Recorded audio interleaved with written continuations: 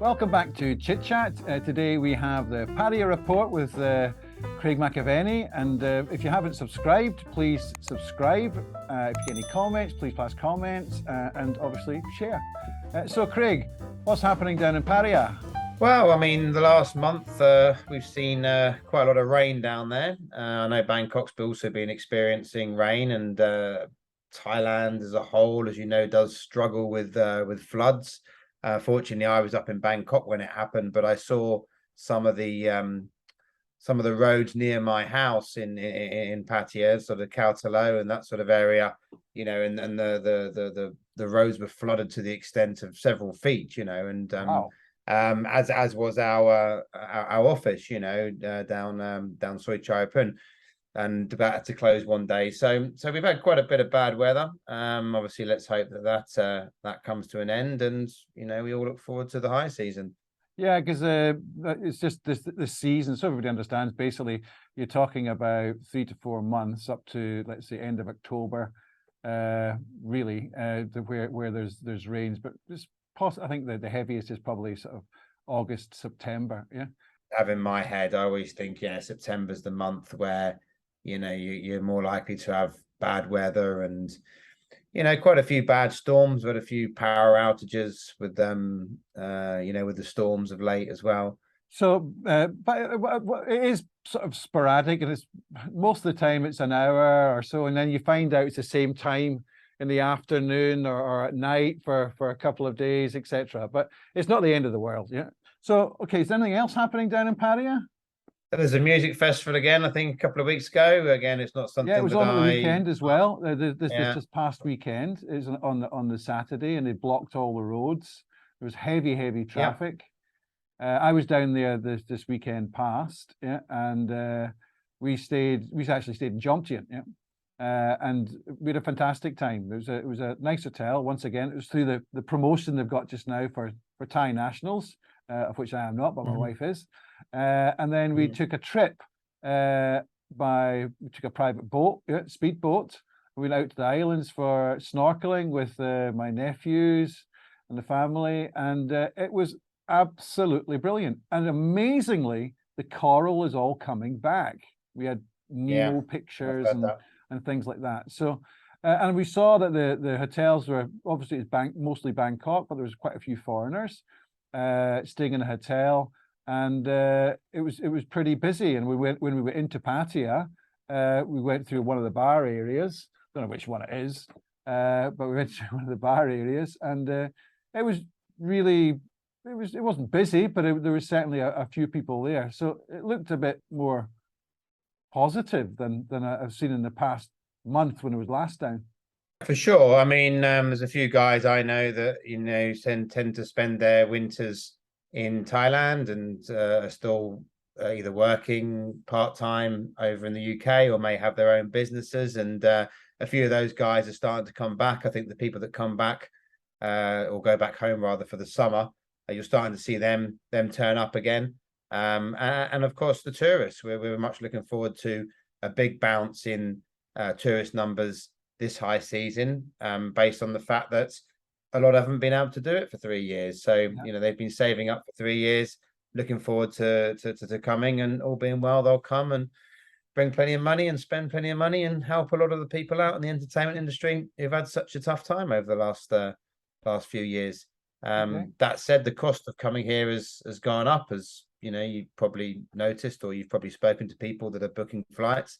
I think on average you're looking at probably about 30-40% more expensive tickets than perhaps what we were used to pre-COVID, and of course that's down to the gas price. That said, I think it's unlikely in the bigger scheme of things to put people off, or you'd hope it's not. Because quite frankly, if those people, you know, don't want to spend a little bit more if they're coming for a time, then, you know, they're not the sort of people that, that you want here anyway. So I think I'm very positive. As I say, I've got my small guest house in town, and yeah, that's got sort of 4 people in, and we've only got 6 rooms. So we're at the highest occupancy for 2 years. 3 years. So, you know, it's yeah, onwards and upwards. Okay. And you know, let's say well, that's a good lead into the main feature of today. It's all to do with beggars, and part of the reason I'm bringing this up is there was some reports in the Pattaya Mail and as well as the TAT about foreign beggars and how there are some coming in here to finance their holiday. Now, the reason I was interested in it is I'm not sure. Have you ever been to Chungking Mansions in Hong Kong? Yes, I've been to Chungking Mansions in Hong Right. Kong. Yeah. Okay, so when I was many years ago, when I went there as a backpacker, I stayed there, and it was all bunk beds and all this sort of stuff. You're sort of sharing rooms, and there was one particular guy that used to come in with bags full of change, and it was lots of money, and he was begging in Hong Kong.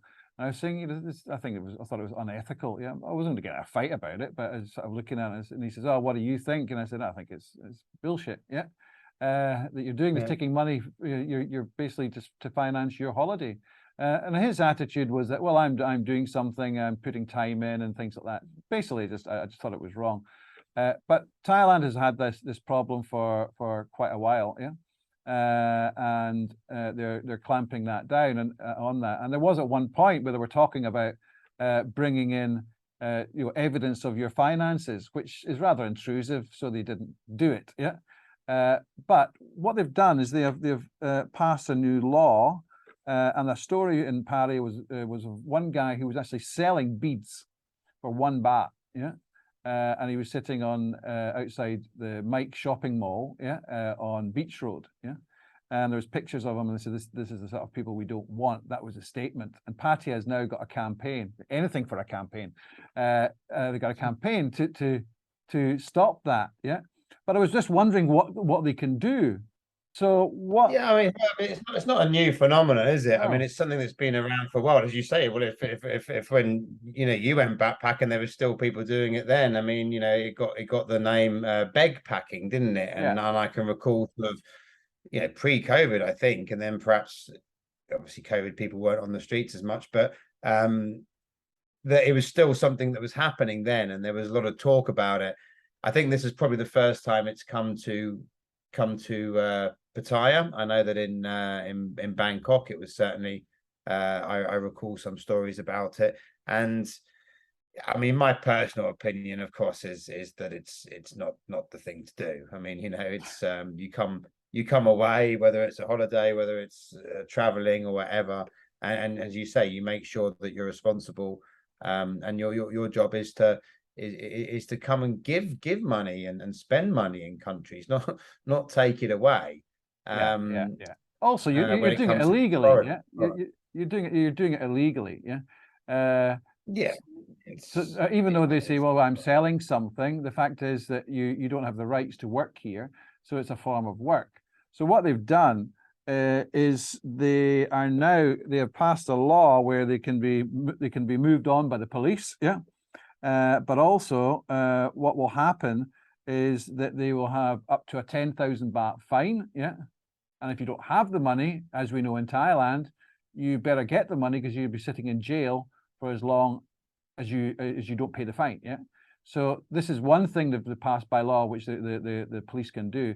And the other thing, which was quite amazing that I found, was that they take you to a a rehabilitation center. Yeah. I hadn't heard of that. I saw what you shared with me before.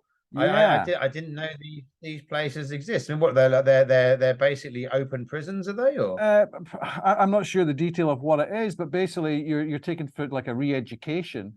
And the weird thing is what I said, and maybe it's wrong, be reported wrong. Yeah. But they said that there was no time limit. Now, it's a new concept. that is the scariest part I've heard of it. stories about people having issues in Thailand before where they've got themselves into trouble for something.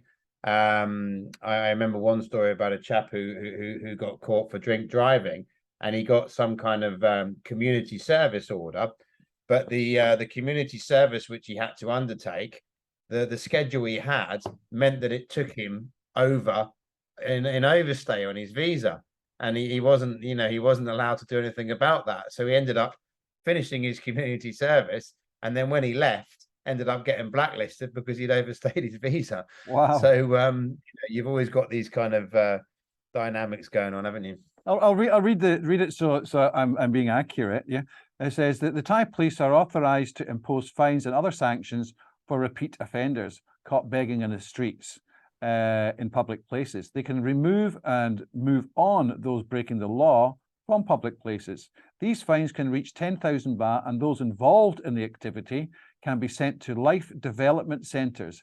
It is in fact a mild form of imprisonment. Yeah. Those sent to such institutions will not be able to leave without permission. Wow. For local Thai people who are not politely angered by what they see, there is some stupefaction at how the young Westerners can deliberately let themselves be exposed to such ridicule. So what's happening in the market? You know, people are saying, some argue that while begging is legitimate way of someone to travel, there's no harm in asking someone for a voluntary donation or purchase. But other people turn around to say, take the harshest offense of begging, asking other people to pay for their vacation when one must not travel without insurance and enough money to survive. So basically, they're saying is you're not prepared for your travel. You should, if you're going to beg, then accept the consequences of what the laws are in the country. Yeah. Yeah, Well, I mean, you've had enough money to get yourself here, haven't you? I mean, that's something which must factor in, as you say. I mean, you know, the Thai people are generally very, very compassionate, especially when it comes to people who, you know, don't have much. I mean, we saw that during COVID with a lot of the free food handouts and all that type of thing. But I mean, certainly you can imagine them looking at somebody from wherever, England or America. They must have had money at some point. I mean, they didn't swim here, did they? So yeah, and this is the differentiation of what we were talking about before, is the difference between there's begging gangs, which you know have been here for a long time through Laos and Cambodia and places like that. Yeah, who come here and they beg with their kids and things like that. Yeah, also Thais. Yeah, there's that. But then the Westerner, the perception of a Westerner is that they have that money. Yeah. And they are backpackers, so their objective is to move around the world. So they have a choice. Yeah, they have a choice to go home. Oh yeah, I mean, of course it is. It's wrong, and you know, I think, you know, there are certain circumstances where people get themselves into bad situations, but you know, I thought that's what consular support was there for. You know, that if consular is happens where not there. They will not finance you to go overseas to give you money. From what I understand, I'm talking about getting exceptional it back. circumstance. I mean, you know, I mean, let's say, okay, having insurance obviously is important. I mean, you know, I'm an insurance broker, so of course I will always, you know, advocate having it. But I mean, if you were in a situation where, you know, you got robbed blind, you lost everything, and either the insurance was taking time to pay out or whatever, or the police reports weren't you needed to wait for that, and you had nothing. Surely a consular representative would be there to help you, rather than a sign, you know, had everything stolen, want something to eat. You know, it's yeah, well, yes, not, there's exceptional circumstances for that, but what the consular section, as I understand it, do is they will contact your family on your behalf to try and get money sent across. That is not their default thing, isn't it, with the insurance? I mean, the GoFundMe's with the insurance obviously frustrates me, because of course people should have insurance if they're in this country, and then, you know, accidents do happen, and when people have accidents and they can no longer afford to pay their medical bills, then, you know, they're just doing virtual begging. It's the same thing, right, with these GoFundMe campaigns. Yeah. So anyway, that was our feature. Yeah, that's I suppose that's. Is there anything else to add?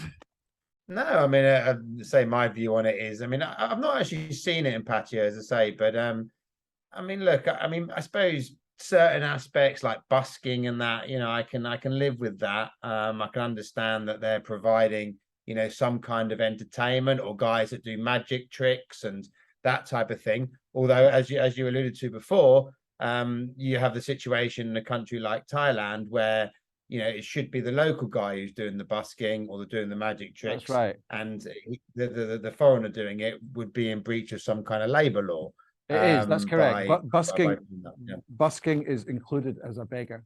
Yeah, because basically, anything where you're earning money without the work permit, yeah, is illegal. It's as simple as that. You know, you don't have the license to do it. Yeah, even when we are bringing artists across for music festivals or or for a movie, or for any video stuff, or even crew, yeah, they all have to get a temporary work permit.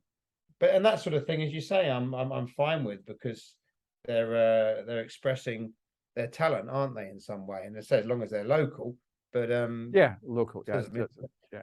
Okay, listen, thanks very much, Craig. Yeah, that was very insightful. Yeah, enjoyed that. So, ladies and gentlemen, if you get any questions, please pass questions back. Comments always welcome, and please share, like, and subscribe.